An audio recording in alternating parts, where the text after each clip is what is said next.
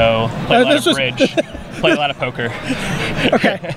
I was gonna like write my answer down and like see what you said and then flip over chess. Yeah. Okay. I mean, chess was maybe where I started, and then I learned bridge with my dad around really young, like 10 or something. We've seen this a lot actually, right? The players coming from chess to Magic. What is that? What skills are you transferring over that allow you to do well at Magic? Well, I would say like being able to think through like game trees kind of things, like or like just paths, play paths, like so.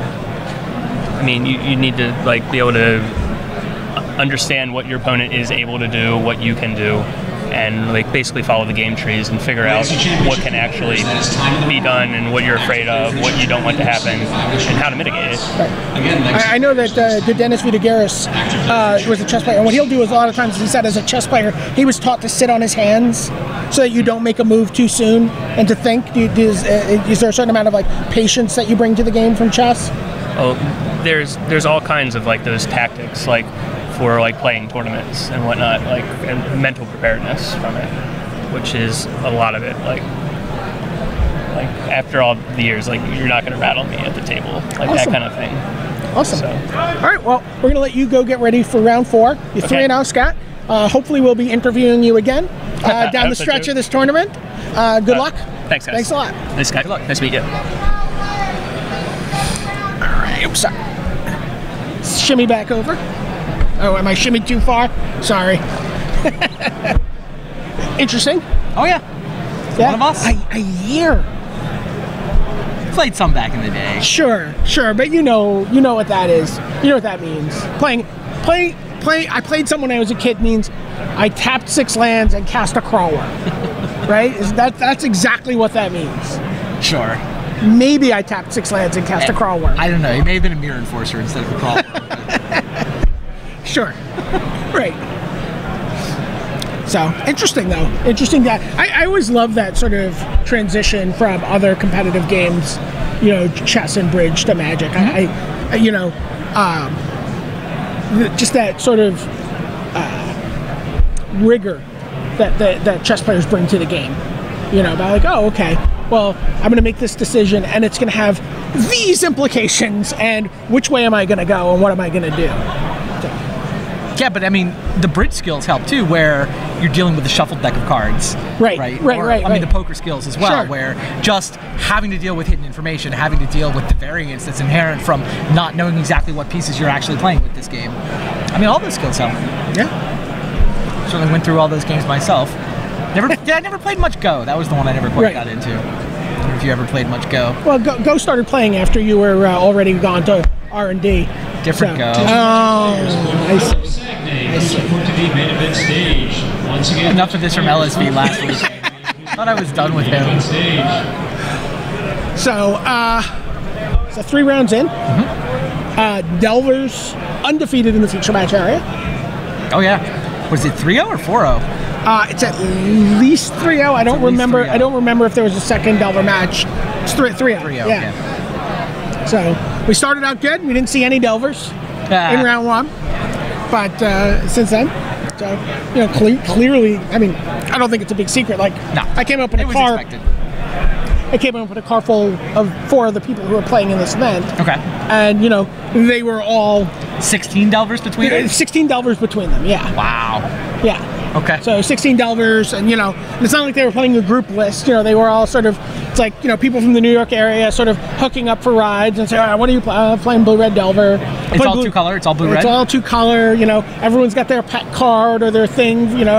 Someone's playing Bonfire of the Damned out of the sideboard, and someone's doing this and someone's doing that. But everyone was I think I have all my Monastery Swift Spears. I need to borrow one of these from someone when I get there. But so it's interesting how everything seems to be coalescing toward blue-red. It used to be you'd see a green splash in the Delver list, you'd see a black splash in the Delver list, and you didn't see as much just 2-color. I mean, obviously Treasure Cruise is doing that. It's because you want more cantrips. Tarmogoyf is not friends with the Treasure Cruise. No. They do not get along. They're not on speaking terms. And does Treasure Cruise have some collateral damage to the Tarmogoyfs on the other side of the table as well? Oh, definitely. are you less likely to want to play a Tarmogoyf because you expect your opponents, all these blue-red Delver decks or even bug Delver decks or whatever, were just like cantripping and sorcering and doing all this stuff, and you're like, well, I don't even have to do any work for my Tarmogoyf. 6/7. Yeah. And then the shrinking Tarmogoyf when the treasure cruise. So Tarmogoyf. It's afraid of the water. Yeah. The Tarmogoyf. I'm curious to see if that'll carry over into modern. Sure. Because obviously the blue-red Delver deck shares a lot of deck map, across the two formats. We're going to see how it does in Vintage first. Yeah. We'll worry about Modern later. Sure. Let's see how good it is in both tournaments this weekend. Are you seeing? You're doing in Vintage? You're doing the Vintage. Yes. It's the best deck in Vintage right now. I think. It's the best deck in the Vintage Super League this set for sure, at a minimum. But maybe Workshop decks are better. I feel like the Workshop decks are at least more powerful. Right, but you feel like they're boring for camera? Well. Yeah, the Vintage Super League, they're also boring to play. Like, you're trying to create a state and neither one of us is doing anything. That's not, it's not the most fun form of Magic, but doesn't make it any less effective. Right. Like, if the best deck in Vintage isn't a Workshop deck right now, it's just a Delver list. Right. Delver is a bit of a misnomer in the name. Like, it's a Treasure Cruise Young Pyromancer deck, which probably still plays Delver because it's good in the Workshops matchup. But it isn't about the Delvers in Vintage. It's not even clear you need the Delver itself, but the cantrips, the Pyromancer, the Treasure Cruise. That's really the core of the Vintage deck. Right. The fact that you can play Moxes and play Pyromancer on the first turn, it makes it a lot better. Sure. Just for people at home, give you an update on where we're at in the tournament. We are, past time in the round. There may be a couple of matches out there straggling, going extra time. I can't imagine how that happens in Legacy, but it does. And then, then what'll happen is all those results will get put into the computer. Pairings will be generated. They'll be posted. We'll let you know when the pairings are going up. Unless we have a deck tech or... Oh, we do? Okay. So we have a deck tech. We'll go see what's lined up for next round. And we'll be back probably no more than 15 minutes away. Maybe only 10. We'll see. Yeah. So we're going to do that. But, and then we're going to check out who are you interested? Like, who are we going to go out and scout out this round? I'm going to go look and see how David Williams did. Yeah, me too. I want to get Williams. I'm hoping he's winning enough that we can put him on camera. Right. So. That tech is being queued, I guess. Queued, yes.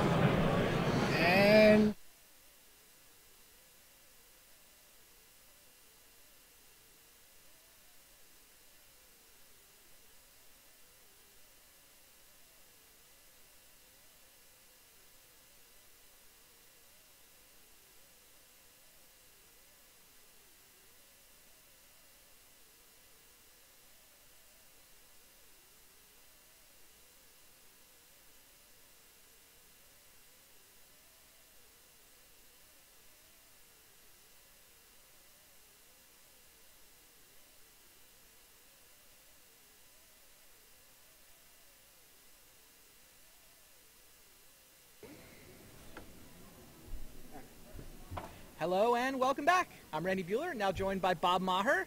We're going to talk a little Oath of Druids this time around. Definitely been one of the fixtures of Vintage deck building for years and years and years at this point. Years and years, and even recently. You and I have both piloted an Oath of Druids base deck in Vintage Super League in the last few weeks, so maybe not to as much success as we would have hoped, but still been piloting. Yeah, the version we're looking at here is on the combo side of the spectrum. So the goal is, most people I'm sure know this by now, but you want to get Oath of Druids into play. Oath of Druids says if your opponent has a creature, then you get to just reveal cards from your library until you hit a creature, put it into play for free. The only creatures in this deck are 2 copies of Griselbrand. It's a pretty good one. Nothing does it better. It affects the game an awful lot the turn it comes into play. Yeah, 7/7 flying lifelink is often enough to just win the game if you get a free Griselbrand, but the ability to pay 7 life and draw 7 cards means, especially with this version of the deck, you should be able to just win on the spot. Yeah, it's in the combo version of the deck, the fact that it's a 7/7 flying lifelink creature really doesn't actually matter very much. It's the backup plan. Yeah, it's kind of the backup plan. It's almost like just putting a bargain into play that you have to hit for 7 every time.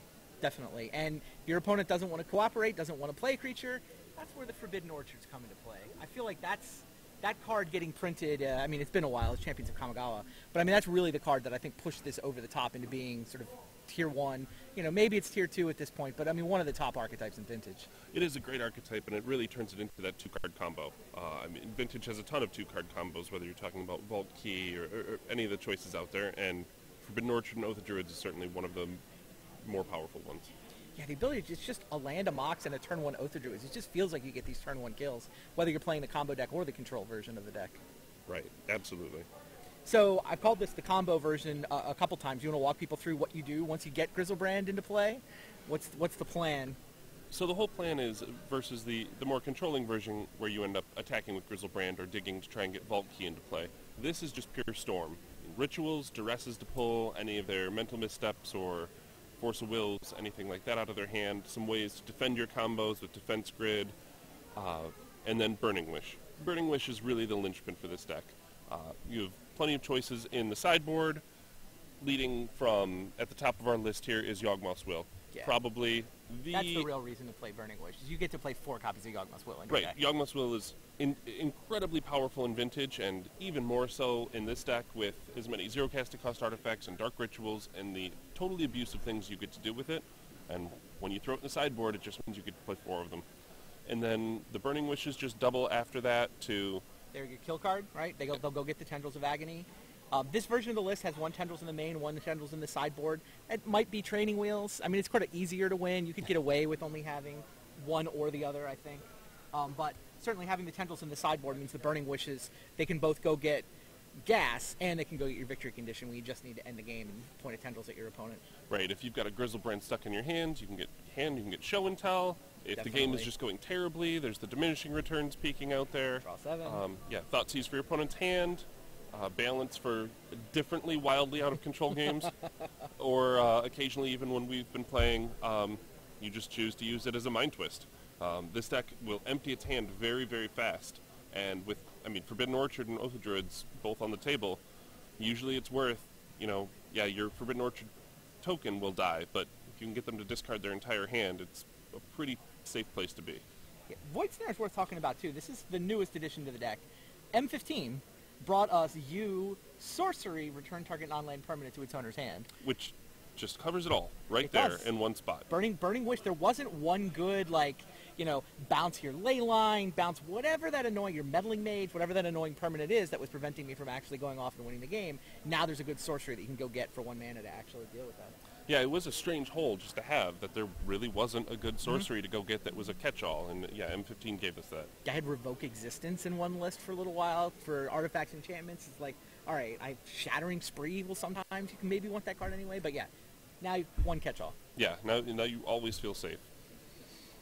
Also, the Mind's Desire, again, although it's Storm other than the Tendrils, again, really it's, once that Griselbrand hits play, 7 cards a lot of times will do it, but 14 almost always will get you to the point where you get to... We talk about this as an Oath deck, and that's usually how the deck works out, but the deck doesn't require Oath of Druids to win. Really, it's just Griselbrand is easier to get into play via Oath than playing a Yawgmoth's Bargain or playing a Necropotence. All the deck really wants to do is draw extra cards. 1 extra hand of 7 is usually enough that between the Dark Rituals and the Moxes and the fast mana, you can usually Tendrils your opponent out if you just get off any 1 draw 7 effect. So the deck plays a Wheel of Fortune, it plays a Time Twister, it plays a Windfall, it plays a Tinker that usually goes and get the Jar, although can get Defense Grid against controlled decks, which is always a fun one. You can Show and Tell a Griselbrand or a Yawgmoth's Bargain into play.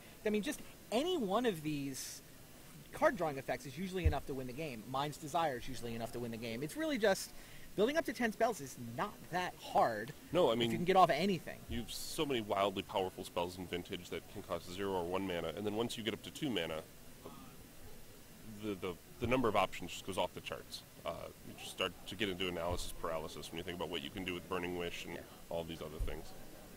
Yeah, definitely one. This is the deck I've probably had the most fun with in Vintage. I just think that you don't have a lot of control. It's definitely scary to go into a Vintage event without having Force of Will in your deck. Yeah. Without even having Mental Misstep in your deck. But if what you're chasing after is turn 1 kills, this is one way where you can definitely get a lot of them. If you count Oath of Druids as a turn 1 kill, then they're almost easy. Yeah, if you're counting turn 1 Oath of Druids give you a creature go as a turn 1 kill, this is probably the most competitive deck you could play that does it with a high degree of regularity. But you wouldn't. You like the Force of Will version of it better? I just have a really hard time going into a vintage tournament without Force of Will in my deck. I don't know, maybe it's a security blanket, maybe I'm not confident enough in my own ability to, I don't know, mulligan my hands properly without Force of Will. You might also just be right. It's a tough spot to be in. I mean, Force of Will and Mental Misstep at this point are just wildly powerful cards that are very, very important. But then again, this deck, I believe, does a better job of just nullifying the decks that we've seen that are just trying to capitalize on Treasure Cruise, or some of them with Dig Through Time. I mean, if they're Treasure Cruising, the game has already gone terribly wrong at that point. So yeah, that card could be anything that they're doing. I think that if the metagame is headed toward Delver decks, showing up with Oath of Druids, this version of Oath in particular, if you resolve the Druids against a Delver Secrets deck, how do they win? All of their kills are creature-based. It's like if the metagame goes Cruise heavy and Delver heavy specifically, I think this actually becomes a really good option for the metagame. But if, you know, the East Coast metagame goes the way the East Coast metagame often does, and it's a bunch of workshop, you know, prison-y Mishra's Workshop decks, you do not want to show up with this. Yeah, if the field is full of Terra Nova, it becomes very difficult to win with a deck like this. Yeah, you can't win through a Chalice. You basically can't win through even just a Thorn or a Sphere is often, you know, it makes it almost difficult. Impossible, right? It plays one main deck Hurkyl's Recall in order to get out of jail. Like basically, the only way you can win versus a shop deck is set up a turn where you Hurkyl's them and then kill them immediately. Yeah, so absolutely. Not your best matchup. Yeah, but the flip side of that is against Delver, or any of the creature-based decks that seem to be showing up in Vintage. Vintage actually seems to have more fair decks than it has in the last couple of years with some of the cards that have been printed. I mean, creatures come into play, they attack, they try and control the board for a couple of turns. Many of them, the only main deck way of getting around Oath of Druids involves Time Walk. It's just committing to the board, getting off their Time Walk, and then coming in. And maybe a Trigon Predator, but that's a little slow. But again, it still usually involves Time Walk. Yeah, Trigon, Time Walk, Eat Your Oath. I mean, any of those things, some of them have a Yawgmoth's Will, some they might be able to chain together 2 turns. But in any deck in Vintage, when your opponent has that much going for them all at once, they can make it whatever they want it to be. It's however they chose to build their deck. If they get to cast 20 spells against you, or 15 or 10, however many it is, they're probably going to win the game. Well, there you go. If you like doing broken stuff, if you want to draw 7 cards, maybe 14 cards, and just try to kill your opponent on the first turn, Burning Oath might be the deck for you. Yeah. Hopefully, we'll see some of this on camera this weekend. Yeah, if you want to sit in a tournament and make people complain about how broken Vintage cards are, this is the deck that'll show it to them. Good times. All right. For Bob Maher, I'm Randy Buehler. Stay tuned for more coverage from Eternal Weekend. I'm Randy Buehler, joined by Bob Maher. Pairings have just gone up for round 4, so we'll probably have feature match action for you in 5 minutes or so. Yeah, did you see anything cool while you were wandering around on your round off? Actually, the most interesting thing for me wandering around was, you know, you hear everybody talking, oh, how are you doing? 2-0, or 2-1, 1-2. But the number of people who just go, I'm 1-2. I did not expect to play against Red Blue Delver. What? Like, come on. Like, okay. How do you? I don't know, but I mean, I don't know. I don't know how you end up at this event and get taken totally by surprise. Was it? No. Because Shahar is 1-2. But he's putting the death in Death and Taxes. Yeah. Since we saw him in that round 1 feature match. Yeah, he's trying to figure out. He wants to play tomorrow. He's trying to figure out where he can borrow the last card he needs. He's down, shouldn't be. He's down to 1 card. It's just a Mock Sapphire he needs for tomorrow. No problem. Oh, we're gonna get Roland Chang. Awesome. Michael Giaimo versus Harry Corvese. Harry Corvese versus table 16 and on the back table. 46 to cover. Yeah, Roland's a former champion. Roland Chang has won in his career both the Legacy champs and also the Vintage champs. This is a good weekend for him. This is what he's been waiting for. There can't be that many people who've done the double. I don't know that there's anyone else. Possibly he's the only one. I don't know. I'm not going to say he's the only one. Maybe somebody in the chat can let us know. He's the only one I know of, for whatever that's worth. He's the only one I know of. Pretty impressive. Played a lot of workshop decks back in the day. I'm going to go out on a limb and guess Delver. Yeah. For this tournament. I don't know. It didn't go very well for us in round 1. True. In the dark, we'll guess Delver for people. Didn't pan out. Getting some updates up there. It sounds like Reed did win, so he's up to 2-1. Shahar's at 1-2. Did you hear how Dave did? Williams? Williams is 1 and 2 drop. 1-2 drop. Yep, he ran into, what was it last round? So the Trinispheres were round 1. Right, well, I don't know if we actually told people what deck he was playing. So he had worked on a Jeskai's Ascendancy deck that works, it really does work very well in Modern. His 1 and 2 isn't necessarily indicative of how well it does. That Legacy? In Legacy. Yeah. But in round 1, his opponent happened to go, Ancient Tomb into Grim Monolith into Trinisphere. I think the first one was Cloud Post. So it's turn 2 Trinisphere. Yeah, turn 2 Grim Monolith Trinisphere. And then in game 3, it was first turn Trinisphere. Off an Ancient Tomb. And then this round, it was a second turn Show and Tell for Emrakul. Oh God. Okay. And he didn't quite have enough. And then he can kill on turn 2 with this Ascendancy deck. He can't, especially with a Show and Tell. Sure. Like if you get to put the Ascendancy into play for free. And the funniest thing is his deck also carries 3 Fate Stitchers. Mm-hmm. Like if they Show and Tell and put Emrakul in play and you put Fate Stitcher in, you just tap it. You just tap it all day long. Funny. And so in game 3, it was Lotus Petal Ancient Tomb Show and Tell for Emrakul. And again, David had gone land bird, said go. His opponent Show and Tell. All he could do is put a mana creature into play. And then on his turn, pondered, saw the Ascendancy, and had a Chrome Mox he could put into play to get the Ascendancy out, but he had no 0 mana spell to follow it up. No land grant, no Gitaxian Probe. So if he'd have drawn a land on his main phase or anything, he still would have just gone off on turn 2. Wow. So it was unfortunate, but no, he's out of here to start prepping for Vintage. Oh, sure. That's the real highlight for him. Right? It is. For him and I both. Vintage Champs is really what it's about for us. Legacy is a great format and I really enjoy it, but it's not one of those near and dear to my heart type of things. Makes sense. So I guess he's got all day to play. Yep. We should look for something saucy from him tomorrow, or? Oh no, I think he's just tuning. I actually think, especially with Eternal Weekend on the East Coast and the kind of the vintage metagame for the people who can drive in, it skews everything towards decks that are a little more fair. Not quite as fancy. Just because there's so many workshop decks running around? So many workshop decks.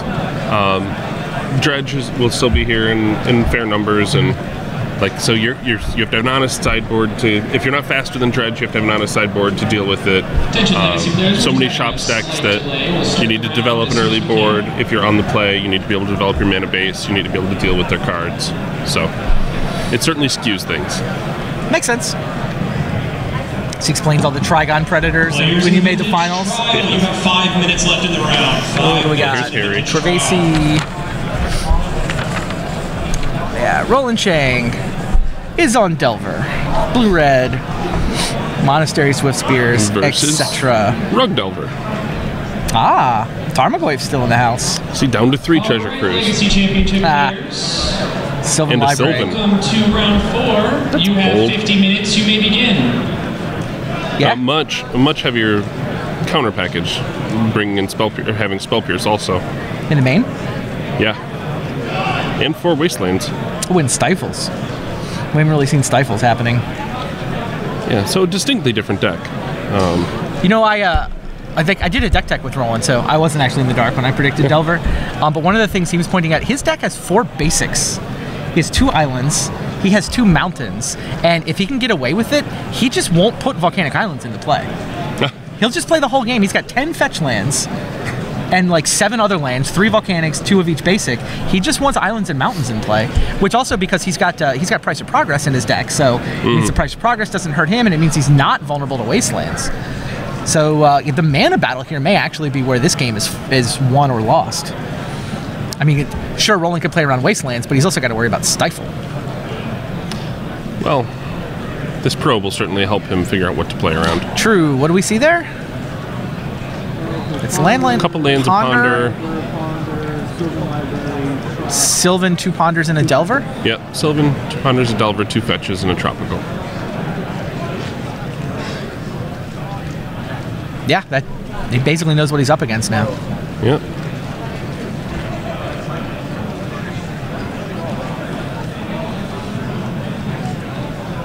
So now he's just gauging his hand, figuring out how fast he needs to come out of the gates, set up a line for himself. Wow, does not crack the fetch main phase. Could get blown out by a top deck Stifle. But I don't know if he needed. Whoa, something's got it. I mean, his hand was ponder, Delver, and he played land and he and went sent pass. Untapped land pass. Interesting stuff. I mean, one of the reasons to not crack a fetch land is if you're planning to go to Volcanic Island, you don't want to open yourself up to Wasteland. But cracking it for a basic plays around both Stifle and Wasteland. Now Roland cracks, and yes, and there Stifle. is the Stifle. I don't know, with the way this game is paced out, he's probably fine with that. Like, if he has even one more land in his Yeah, if hand, he has a third land, it's not the end of the world. I mean, it's still... end of the world. It might be preferable. Like, there's no way it's preferable.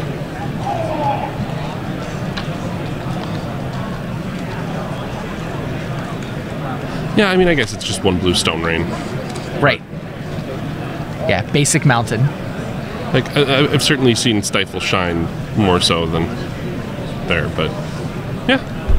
I mean, he had to know something was up. If it was me personally, I would have just figured maybe he drew a Brainstorm because the other two lands in his hand are sack lands.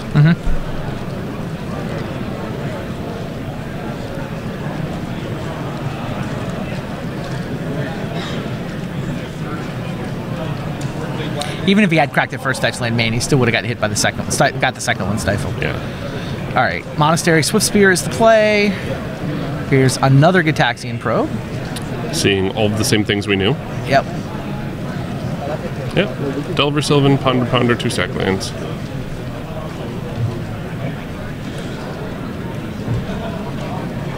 Swift Spear crunches What's over in for there two.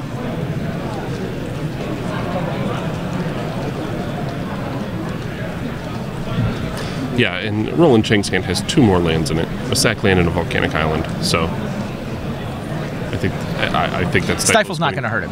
I think it's going to have almost no effect.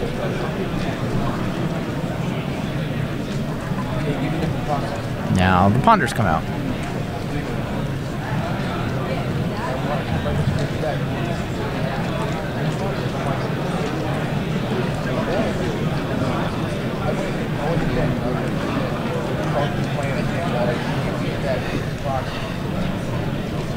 Marc Bertolin thinks. Keeps on top. We will certainly have some riveting moments here in this match with 4 Brainstorms and 4 Ponders on each side of the table. Player, please finish your turn and proceed to 5 additional turns. If you have a time extension, I'll be with you in a moment.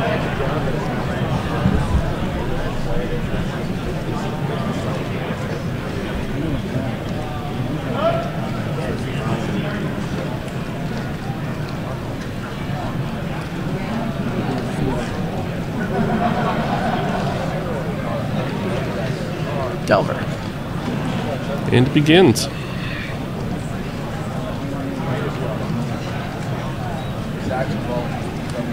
So we still know Marc's hand of Sylvan Ponder, Sackland.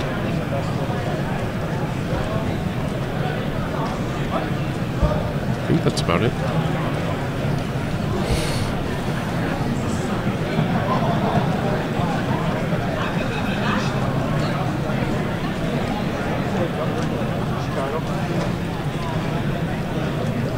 Tracks to fetch. I'm gonna guess island. Yeah, just basic island.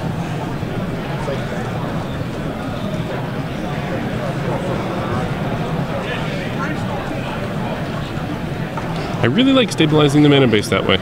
Yeah. I think that's a good take that not to him everyone is taking. I agree. No, I was listening to him and it made a ton of sense. 2 basic islands, 2 basic mountains, 10 fetches, 3 volcanics. And he said he'd play the volcanic last. Mm-hmm. Daze the volcanic back to his hand when he needs to daze, sack it to a fire blast. Like, just really felt like he wanted to operate on the basics.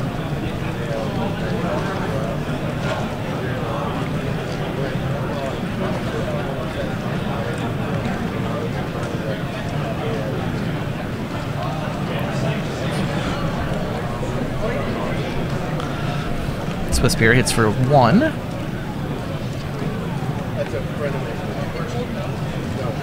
And here comes Young Pyromancer.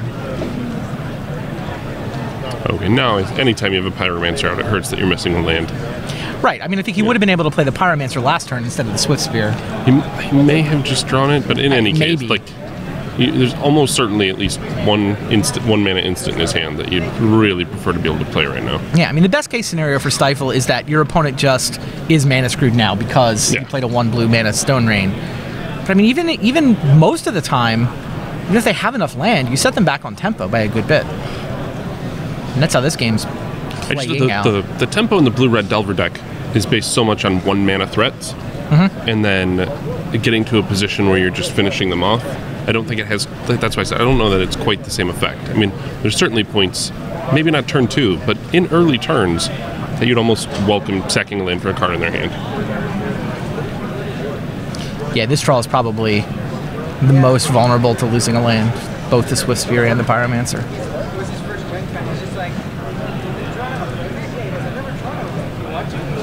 So, someone is hoping that they happen to find one of their fork bolts here.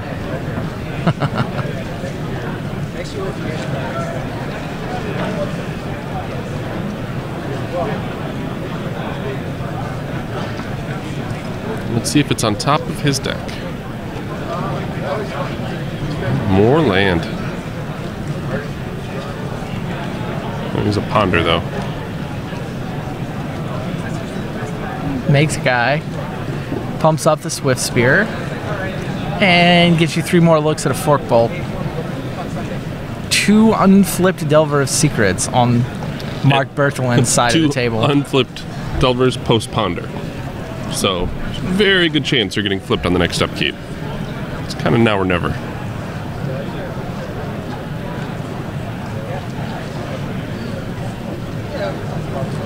Though I can't see the cards very well, I have a feeling that none of those are Forked Bolt. Now, granted, he's only digging for 1 main deck Fork. Just the 1? Bolt. Yeah. Because Marc runs 2, but Roland just has 1.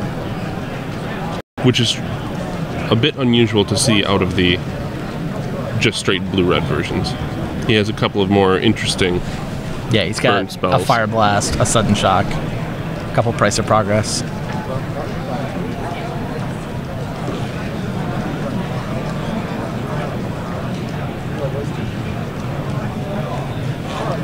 I mean, just taking the other ponder here is going to start putting a lot of pressure on his opponent.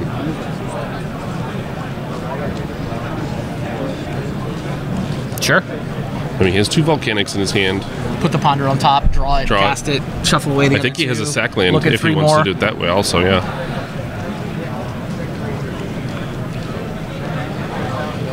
Yeah, cracking a fetch land for an island would be good here. I think since he's at 12, I think he's just going to play the volcanic. Yeah. I think one of the cards he left on top may have been Treasure Cruise, which is a fantastic follow-up. If you get the second ponder off this turn, you can probably afford to attack with the Young Pyromancer. Because if he trades it for a Delver that you're pretty sure is going to flip when you're at 12, I think it's a trade you offer. And then following up with Treasure Cruise will just put you in a commanding position.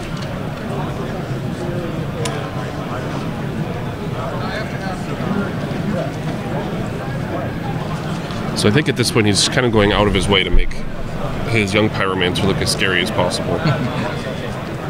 Because again, if it was me, I would want that Delver blocking the Young Pyromancer. But that is why I have not won both or either leg of Eternal Weekend, and Roland Chang has. I'm with you though. Offering the exchange there, I mean, I don't think Marc Bertolin is going to take it. He did not flip? No flipping the Delvers? He pondered a card. He pondered and then... And just was left with no... Just whiffed, I guess? But he peaked. So there's one of them he can't even flip.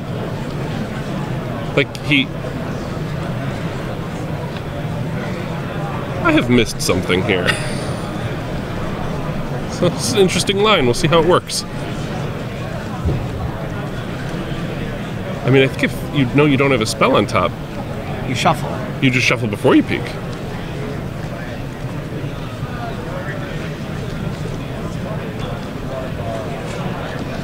Maybe he shuffled off the Ponder and we didn't see it? Well, there's a sack land in the graveyard, but the Ponder's on top of it. The Ponder, the only thing underneath his Ponder, or on top of his Ponder, is the sack land from this turn. Alright, well here's Brainstorm. In any case, yeah.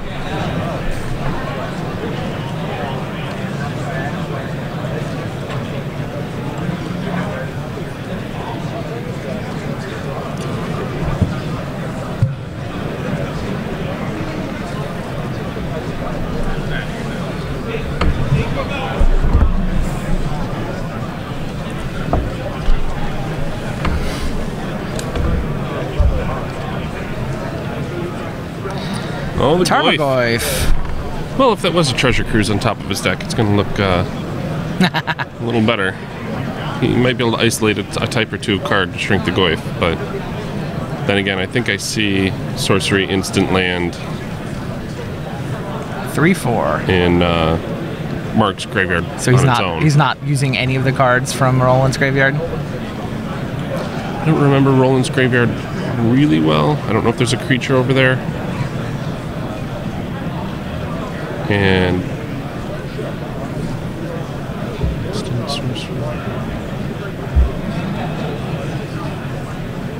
well, if there was, I'm sure there's not anymore.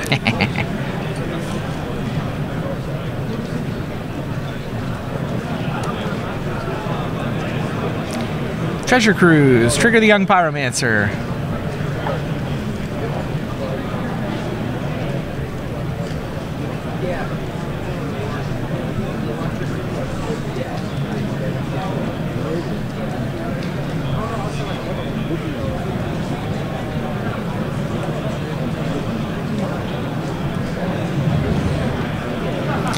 If Marc Bertolin had been able to flip those Delvers, he'd be putting a ton of pressure on Roland's life total here. Yeah, if the Delvers would have 6 flipped, in the air last turn would have been in very powerful position. As it is, though, he's got 1 Tarmogoyf trying to hold off Swift Spear, Young Pyro, and 4 tokens. And one of the tokens has summoning sickness. Yeah, one of the tokens and the new Delver are sick. Attention players, if you have signed up for our Cons of Tarkir draft number 2, please report to the side event stage. So just Swift Spear? I mean, Swift Spear's 2/3 right now, correct? I mean, I'm sure Roland has like a lightning bolt or something. I'm just trying to figure out the value here. Well, he's going to kill the Tarmogoyf. One way or the other. Alright, he's going to have to point the lightning bolt at the Tarmogoyf to deal it 3 damage. Swift Spear's going to wind up 3/4. Swift Spear survives. Tarmogoyf dies. Right, he needed it to get into combat in order to kill the Tarmogoyf. It also means the Swift Spear survives, which is kind of nice. Yeah, I mean, it works out. It puts him in a position where he can just bolt Goyf, but you would have attacked with the tokens? And it does look like he may have forgotten to put a token into play. And we've decided that's enough of this game. Wow. Marc Bertolin not happy with how that game played out, I'm sure. I think I missed a couple things in that game. I don't know. I'm not convinced. That's what I'm going to go with. I missed a couple things in that game. Yeah, I'm still not sure what happened that turn with the Delvers. And look, it was an imposing board situation, but yeah, I guess because his deck is Spell Pierce, Daze, Force of Will with Wastelands, he's really looking to get out ahead. He doesn't come from behind. Mm-hmm. Yeah, there's nothing on his deck list that's going to get him out of that. Please report to side event stage. Actually, he could Brainstorm though, so he's going to flip the Delvers. It's just a matter of if he dies on the crackback the following turn. But he knew what his cards were in any case. Yeah, he had brainstormed. The fact he went fetch land, then brainstorm. Mm-hmm. He did all of that main phase, but it does mean, yeah, he either knew what was flipping, what he was drawing, and I guess he knew it wasn't getting him out of it. So it's one of those things. So that Marc will be bringing in the Jittes, almost certainly. That has to be why they're in the sideboard. He's got Power Blast, Red Elemental Blast, Vidalian Click. You're bringing in your Pyros and your Red Blasts. Jitte definitely seems good. Although, it's not like he has bad cards in his main deck. Yeah, maybe you take out the Spell Pierces, since the creatures are some of the most threatening cards. Yeah, the spells don't do, other than Treasure Cruise, don't do all that much on their own, and a lot of times you have 2 mana left up after Treasure Cruise. I mean, certainly turning Spell Pierces into Blasts is an upgrade. Yeah, absolutely. Like Spell Pierce and Stifle. I don't know that Stifle gets it done against a deck that can really truly function off 2 land. Yeah, I'd rather have a Jitte for sure. Yeah, I'd rather have anything. I mean, the Stifle wasn't bad there. It just wasn't great. It wasn't good. I mean, just down a card. I mean, it kept a land off the table. That's fine. And it did mean that there wasn't a mana up when he played his Young Pyromancer, because I'm sure he had a 1 mana instant. Like, it kept things from snowballing. But that's not usually how... when you stifle their turn 2 land, I know, but look, it's not usually just preventing the Roland snowball. drew a lot of land for a Delver deck. He did. plays 17. Yeah. And had 4. 17, but 4 Ponders, 4 Brainstorms. No, that's all fair. On the other side, I don't know, does Roland Blood Moon him? The 3-color Delver deck's pretty vulnerable to Blood Moon, right? Does he have any basics? No, he has no base. Yes, I think you just Blood Moon him. Yeah, I believe you just Blood Moon them. So 2 of those. Maybe the Bonfire's okay here. Probably not. Did he see Pyromancer? I mean, it's really good against Pyromancer decks. Did Marc Bertolin actually show him the Young Pyromancer? Does he have to? He showed him Tarmogoyf and Sylvan Library. Okay. Well, showing me Sylvan Library, I wouldn't. Yes, that would put me in the tank. What else? Lava Sylvan Library was pretty good card advantage back before Treasure Cruise was printed. And considering that he cut a Treasure... Well, he has 3 Treasure Cruise and 1 Sylvan in his deck list. He just held on to the green splash, is what he did. So smash the Smithereens. Did you bring it in just in case they have Jitte? I might need to see Jitte first. Did you Pithing Needle it? I'd probably bring in Pithing Needle before I bring in Smash, just because it's more generally applicable. Although it doesn't hit anything other than the Jitte, does it? You'd have to probe their hand, and if they had double sack land, you could just... Right. Pithing Needling a sack land is not terrible. Pithing Needle is a legitimate play with a Gitaxian probe. Like if they just happen to have 2 Flooded Strands in their hand, it's impressive. I mean, even 1 Flooded Strand is card neutral. Like, he turned it into a Stifle, basically. Yeah, but then they just get to play their other lands first. It's not even as good as Stifle. Sure. But there's those occasions where it just wins.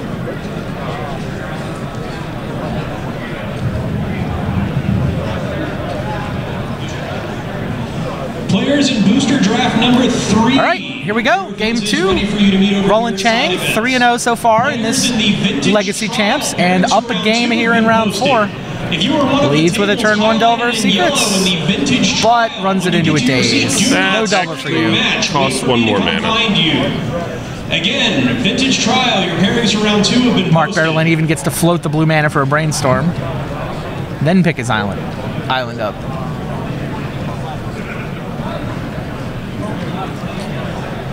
Seems to be a fair start thus far.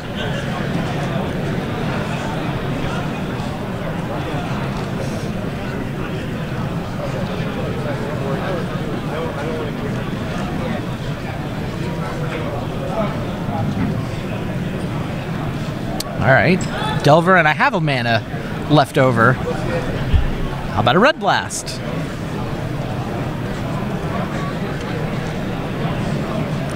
Roland thinking.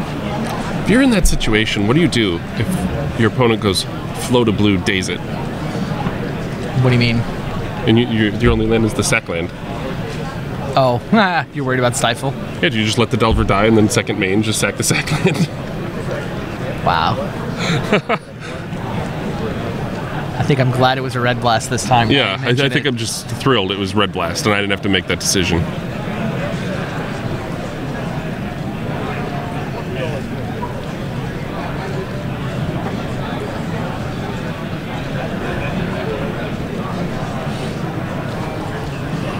I mean, I'm not even saying that I believe that the Stifles are still in Marc's deck, but you gotta be worried about it if your opponent's... you gotta be worried about it, and it depends on Marc's hand. Like, if that's his only land and you just want to see what you can get away with. Okay, so all in the first main phase. The Delver got countered, but he cracks his fetch land, gets a Monastery Swift Spear, chips away for 1.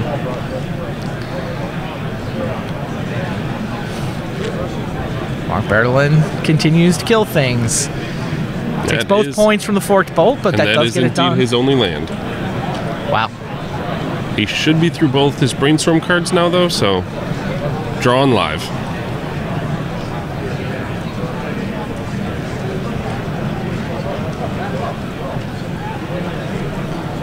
Is it Ponder? Brainstorm. Brainstorm. Couldn't see the art very well. Christopher Rush Brainstorm. Nice. How appropriate. The white-bordered Volcanics in Roland's deck are just hilarious to me.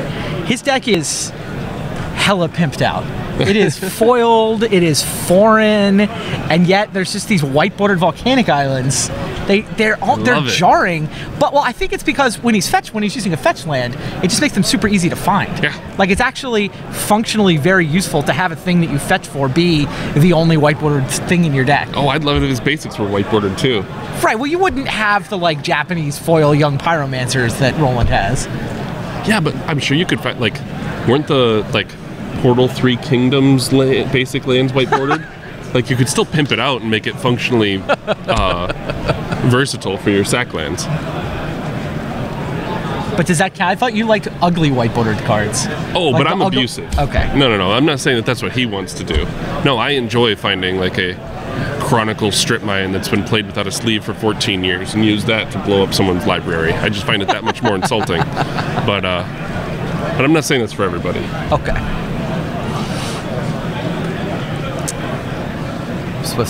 Swift Spear keeps chipping away.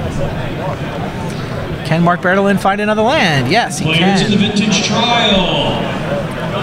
Maybe there's Summer Magic Volcanics and we just can't tell from here. As well as the players. Oh, that's hilarious. I will get to you each in turn. Nor do I believe it's true. just putting it out there.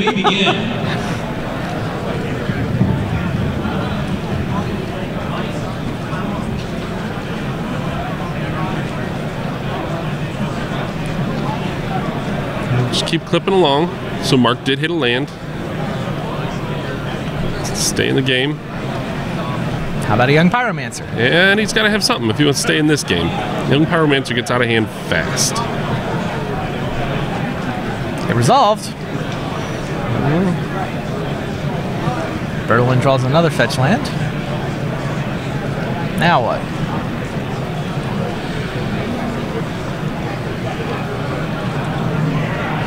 Cracks both of them.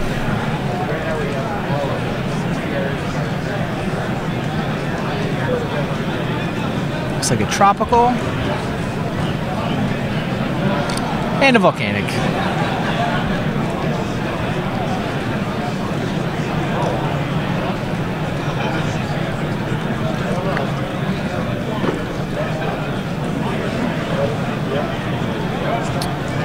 Alrighty, I'm done with the shuffling portion.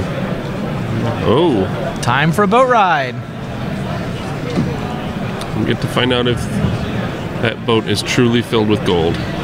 Attention, or not. Players. Can I get Mike We'll see. and Larry? Oh, the spell pierces are still in there. That one looks really good. To the main stage. Pay 2 more, please. We get to see if there were any triggers on that young pyromancer. Indeed, there were.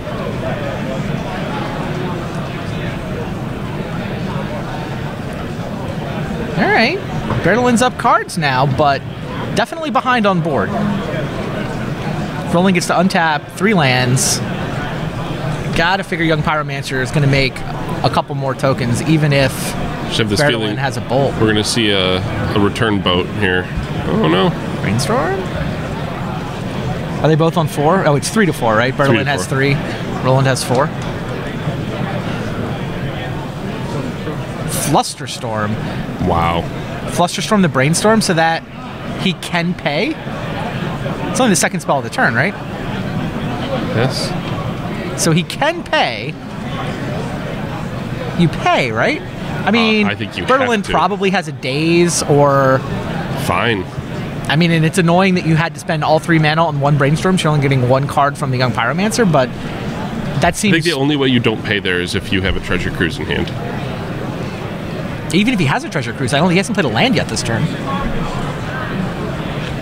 No, but it's specifically for what you're saying. If he had days, like if you let it get countered, you can just Treasure Cruise off the Volcanic. You still have a mana up for days. Buy that.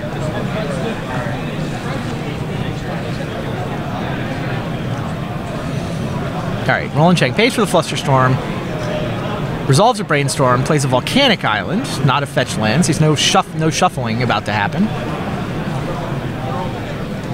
and ships the turn. And go. Can't seem to find any of his Treasure Cruises. He clearly would have played one there. Yes. You'd have to have something really special in store to not Treasure Cruise there. Tarmogoyf, says Marc Bertolin. Goyf. God, he just has Goyf and Treasure Cruise in the same list. Yeah. We had this conversation. Keep going. There we go. Die settle 4/5. All right. Yep. Land creature instant sorcery with instant sorcery in Mark's graveyard. So Treasure Cruise can make him a 2/3. Yeah. But we don't think Roland has access to one, or he would have cast it last turn. And he brainstormed, right? So yeah, he's drawing fetch. old Brainstorm cards. Old uneventful Brainstorm cards.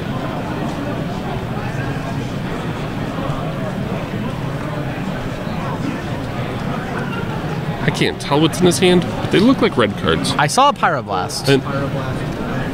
Yeah, because Tarmogoyf is historically very good against red cards. Yes. Put 3 damage on it with a lightning bolt, and it's funny. Throw 2 cards at it. Doesn't feel as bad when you're getting tokens, does it? Is this a Forked Bolt to finish it off? Indeed, Forked Bolt. All right. Yeah, that doesn't feel nearly as bad if it's throwing off a couple of 1/1s along the way. No, not at all. And clearing a path for... I mean, these 1/1s really matter in this matchup. 4 power worth of attackers. Take 4. Single digits. Has a Pyro in his hand to make sure you can keep Cruise in check.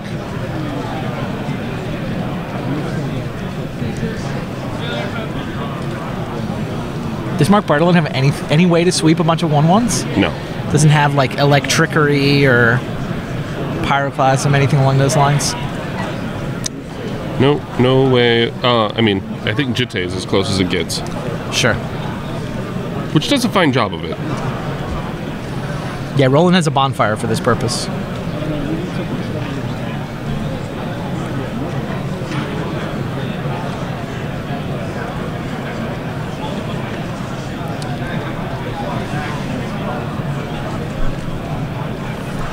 Yeah, I mean, geez, if he had like an Electrickery or a Slice and Dice or something, that would just be exceptional.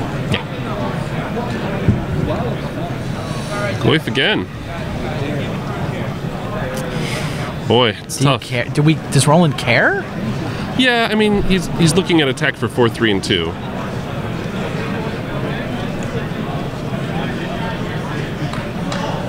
Like, maybe the math changes if he just Pyroblasts the Goyf end of turn. And he just sends in for 5. You can target anything with a Pyroblast. It doesn't have to be blue. Yeah. It's the functional difference between Pyroblast and Red Blast.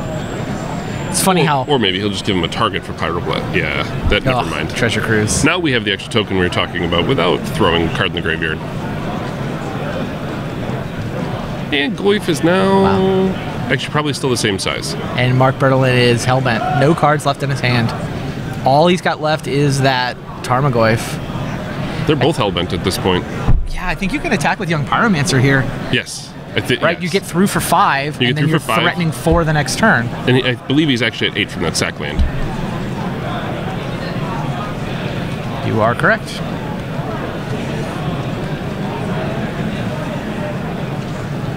Is that Vapor Snag? It is indeed. Vapor Snag, oh my goodness. And 1 to your face. Take and then 1. in for the other 7. Pick up your Tarmogoyf. Crazy.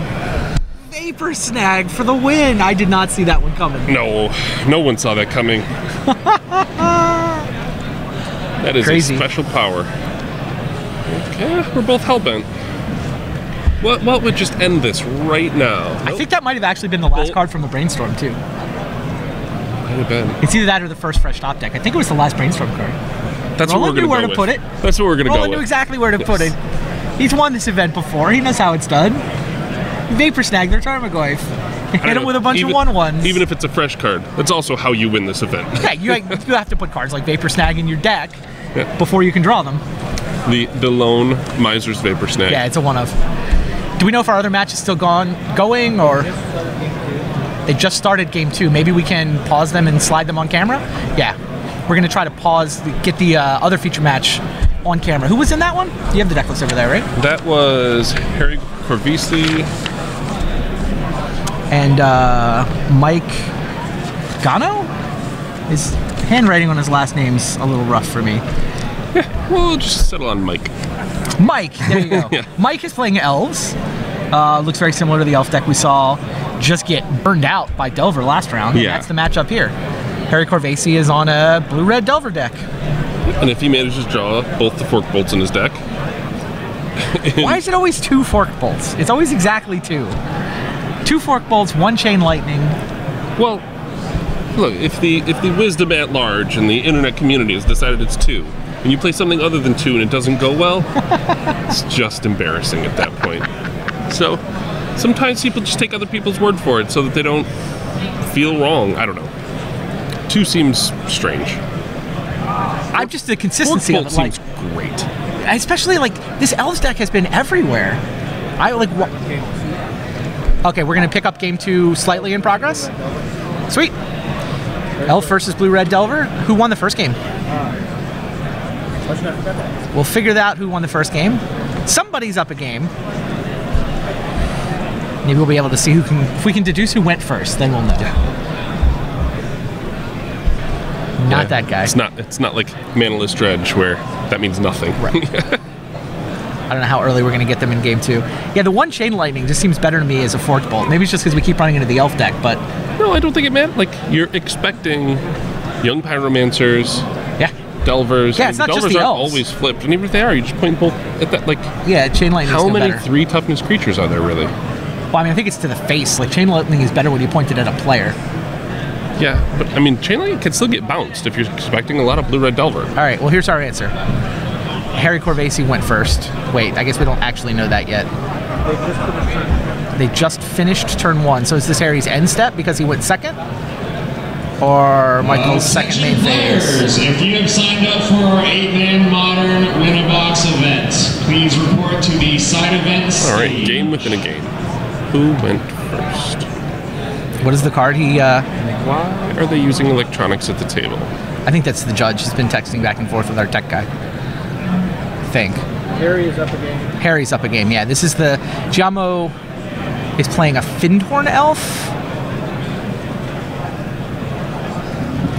Harry's got 2 cards in his yard. Are they both Gitaxian Probes?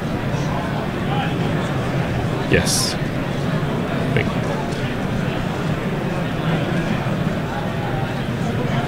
And here's a Ponder.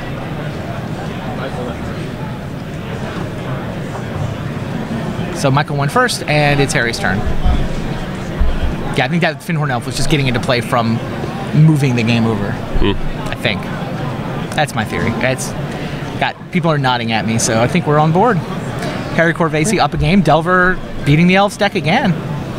I could easily just be wrong here and thinking Elves has a good matchup. I mean, if the Delver deck can burn out the first